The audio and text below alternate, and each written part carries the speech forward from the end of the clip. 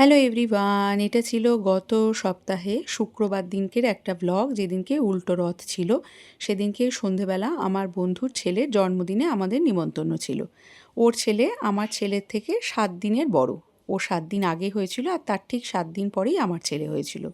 তো প্রথমে তো ঠিক করেছিলাম শাড়ি পরেই যাব, কিন্তু যেহেতু ওয়েদারটা খুব বৃষ্টির ছিল আর কথা ছিল আমি রিকুকে নিয়ে আগে পৌঁছে যাব আর সুজয় কাজ থেকে ডাইরেক্ট যাবে, তো সেই জন্য আমি ভাবলাম যে আর শাড়ি পরবো না, একটা চুড়িদার পরেই চলে যাই। তো এই কমফোর্টেবল থাকার জন্য আমি এই কাফতান সেটটাই বের করেছিলাম পরবো বলে। এই কাফতান সেটটা আমি মিন্ত্রা থেকে কিনেছিলাম, লিবাস ব্র্যান্ডের। খুব সুন্দর আর খুব কমফোর্টেবল হয় এগুলো, কোয়াড সেট পুরো।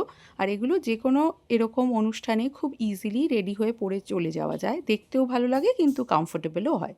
আর এখানে হালকা একটু মেকআপ করে নিলাম, একটু ইয়াররিংস আর ঘড়ি পরে নিলাম। তারপরে এই যে আমরা উবার বুক করে বেরিয়ে পড়লাম। আমাদের নিমন্ত্রণটা ছিল মানি স্কোয়ারে একটা রেস্টুরেন্টে।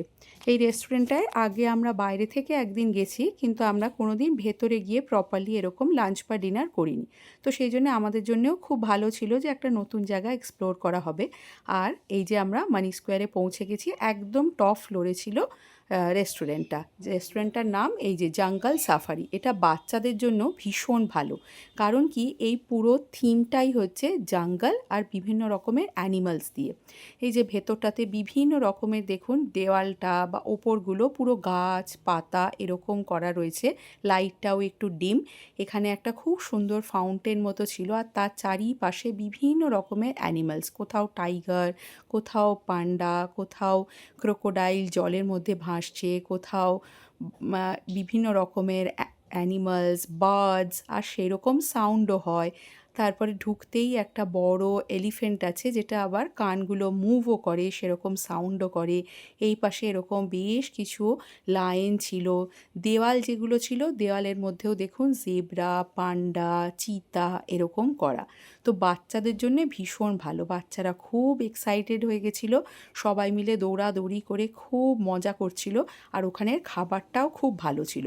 আর যেহেতু আমাদের বন্ধুদের এটি গ্রুপ, সেই জন্য আমাদের বন্ধুদেরও বাচ্চাদের জন্মদিন সূত্রে দেখা হয়ে যায়। অনেক দিন পর সবার সাথে দেখা হলো, অনেক সুন্দর করে খাওয়া দাওয়া হলো, গল্পগুজব হলো, খাবার দাবারের টেস্টটাও ভীষণ ভালো ছিল। তো পুরো সন্ধেবেলাটা আমরা ওখানেই ছিলাম। এই যে এখানে ছিল একটা বড় দেখুন এলিফ্যান্ট, পাশে একটা সাফারিও ছিল। এখানটা ফটো সেশন করার জন্যেও খুব ভালো।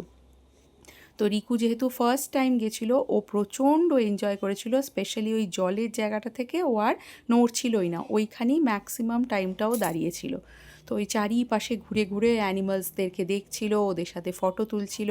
আর যেহেতু অনেকগুলো বাচ্চা গেছিলো, তাদের সাথে ছুটোছুটি দৌড়াদৌড়ি করে খেলছিল। তো খুব ভালো সেদিনকে সারাটা সন্ধে কেটেছে। তারপরে সুজয় এসেছিল একটু পরে, অ্যারাউন্ড 9টা। তারপরে হলো এখানে কেক কাটিং।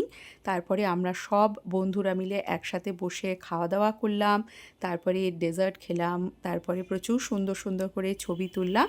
তারপরে যেহেতু আমাদের বাড়ি থেকে একটু ডিস্টেন্স, তাই আমরা একটু আগেই বেরিয়ে গেছিলাম, ওই অ্যারাউন্ড 10টা সোয়া 10টা নাগাদ। আর বাদ বাকি বন্ধুরা আরও একটু পরে বেরিয়েছিল। তো এখানেই ভিডিওটা শেষ করলাম, টাটা।